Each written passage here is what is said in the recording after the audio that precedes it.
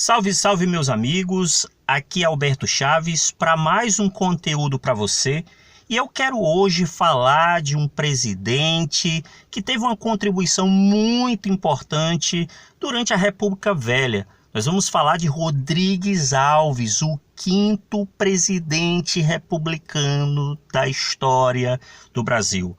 Nós vamos falar um pouquinho do que foi que aconteceu em seu governo. Vamos falar um pouquinho aqui também do processo de urbanização do Rio de Janeiro, a revolta da vacina, enfim. Se você quer ter essas informações de uma forma direta, precisa, então fica até o final no vídeo, se inscreve no canal, deixa um like, compartilha para o máximo de pessoas, tá certo, gente? Então, vamos deixar aí de lorota e vamos direto ao ponto, ok? Mas vamos lá, começando com a epígrafe de Caio Fernando Abreu. Para quem não sabe o que é uma epígrafe é uma inscrição, é uma frase de reflexão. Geralmente essa frase ela é colocada no início de livros, no início no início de capítulos, enfim, é uma frase para que você possa refletir. E a epígrafe de hoje é: não importa se teu mundo está caindo aos pedaços.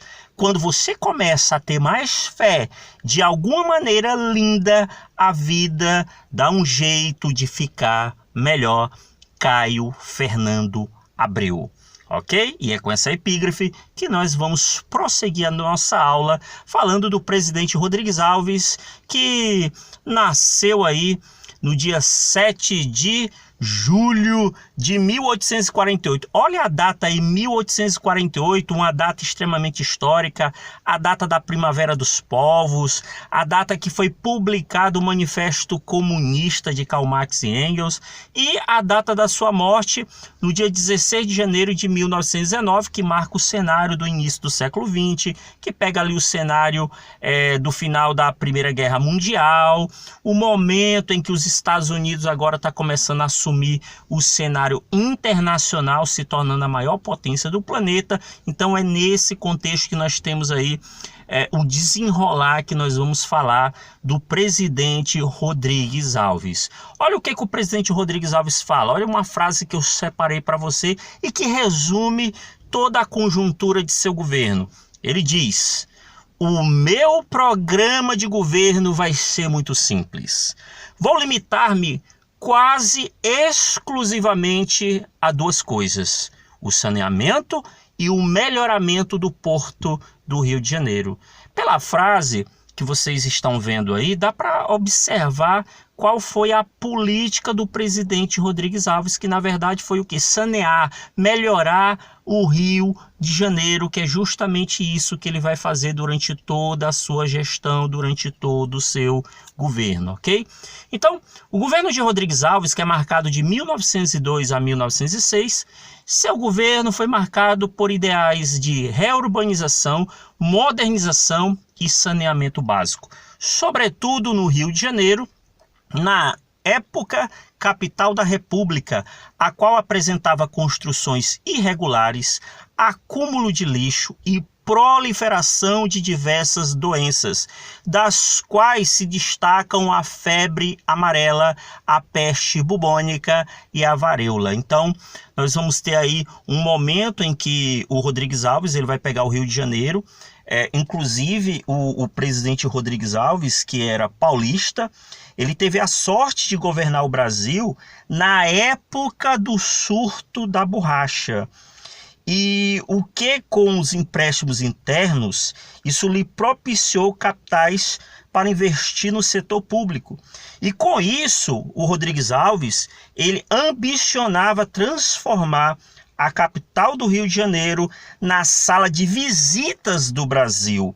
O prefeito Pereira Passos, apoiado nas metas presidenciais, ele não mediu consequências para realizar seus projetos, efetuando desapropriações desordenadas, derrubando casas para o alargamento de ruas e construção de praças, a política desse prefeito ficou conhecida e apelidada de bota abaixo.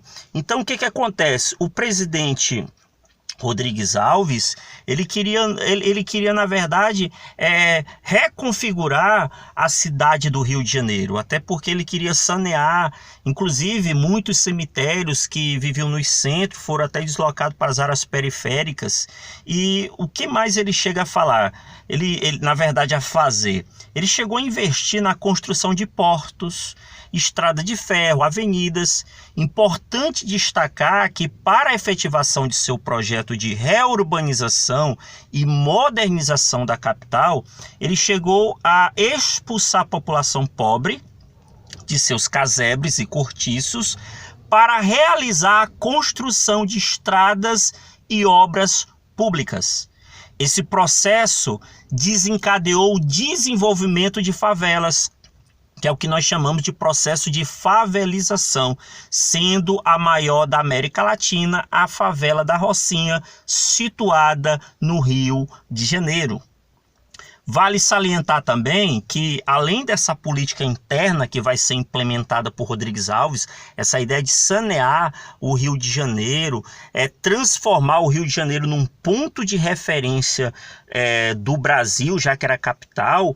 Então é interessante observar que no meio disso nós vamos ter também algumas questões externas. Dentre as questões externas, participou da anexação do território do Acre, antes pertencente à Bolívia, região que prosperava com a extração e exportação da borracha na Amazônia, período que ficou conhecido como ciclo da borracha. Assim, por meio do Tratado de Petrópolis de 1903, entre a Bolívia e o Brasil, ficou estabelecido que o território, a partir daquela data, pertenceria ao Brasil. Eu quero aqui, inclusive, chamar a sua atenção pelo seguinte: quando você está estudando um assunto chamado Tratados Limites do Brasil, você observa que faz a seguinte pergunta, dizendo o seguinte: como foi que ficou a configuração do mapa atual do Brasil? E geralmente, para responder essa pergunta, você vai lembrar do Tratado de Tordesilhas, que fazia uma divisão imaginária do Brasil entre Portugal e a Espanha. E aí nós vamos ter uma série de tratados que serão assinados. Nós vamos ter o Tratado de Madrid, que vai apagar o Tratado de Tordesilhas, e em 1801 o Tratado de Badajoz, que vai confirmar as decisões do Tratado de Madrid. No entanto, então, o que acontece? Quando o Tratado de Madrid e o Badajoz são assinados, então configura-se a geografia atual do Brasil, excetuando o Acre.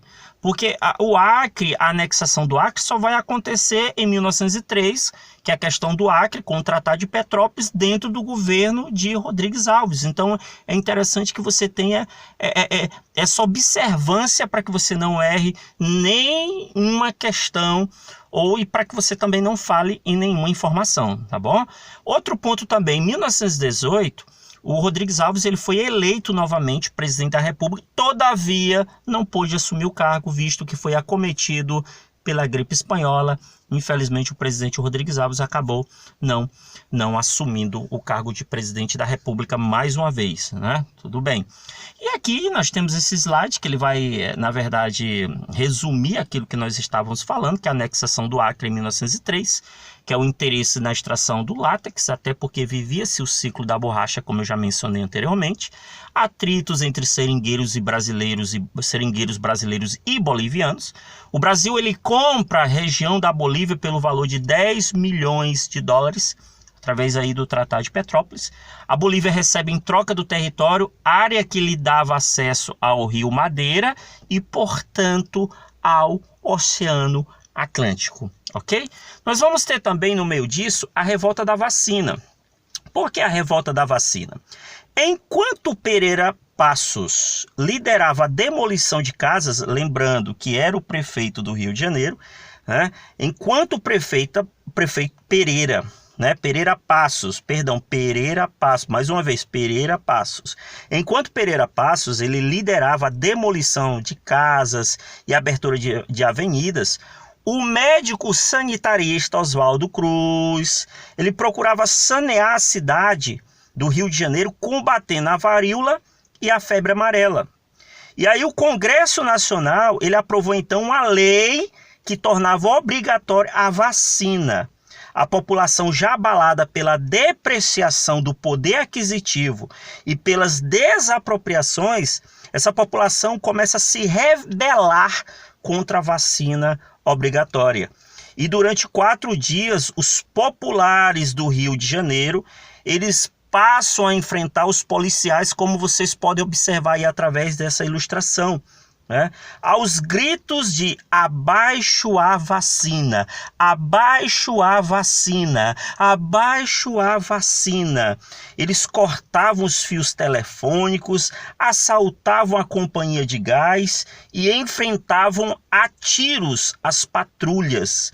A revolta da vacina, na realidade, foi um desaguar de uma série de frustrações que angustiavam a população de maneira muito, mas muito profunda. O regulamento da vacina ela foi modificado, tornando facultativa depois a sua aplicação. Então a vacina ela deixa de ser obrigatória e depois ela passa a ser facultativa devido a essa série de incidentes. Segundo o historiador José Murilo de Carvalho, em seu livro Os Bestializados, a revolta da vacina ela permanece como um exemplo quase único na história do país, de movimento popular de êxito, baseado na defesa do direito dos cidadãos de não serem arbitrariamente tratados pelo governo.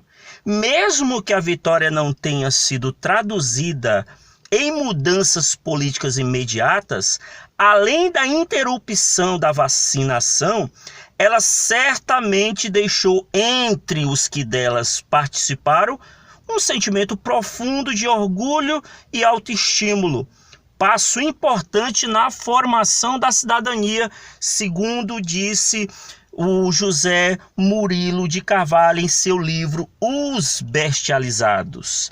Vale ressaltar que no governo de Rodrigues Alves, reforçou-se também uma política de valorização do café.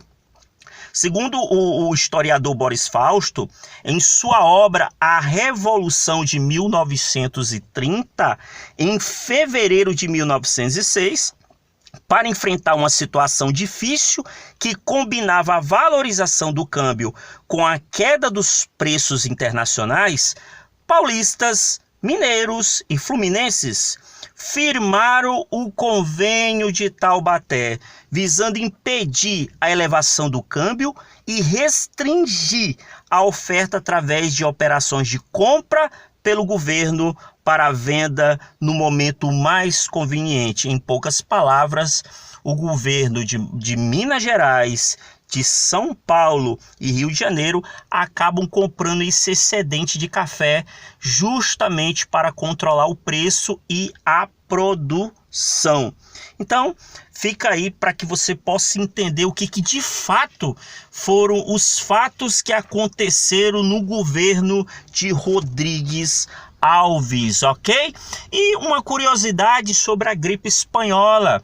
Os historiadores acreditam que a grande gripe chegou ao Brasil em setembro de 1918, quando passageiros do navio britânico Demerara, vindo de Lisboa, em Portugal, desembarcaram infectados em Recife, Salvador e Rio de Janeiro. Acredita-se que no mesmo mês, outros marinheiros que prestaram o serviço militar em Dakar e estavam doentes tenham aportado também na capital pernambucana. Pouco mais de 2 semanas depois, outras cidades do Nordeste e de São Paulo reportaram casos da doença. Dentre as pessoas que adoeceram, à época estava Rodrigues Alves, que foi o 5º presidente do Brasil entre os anos de 1902 e 1906. O Rodrigues Alves chegou a ser reeleito em 1918, como a gente mencionou anteriormente, mas acabou contraindo a gripe espanhola antes de tomar posse e foi substituído pelo vice-presidente Delfim Moreira, que por sua vez se tornou o primeiro presidente interino do Brasil.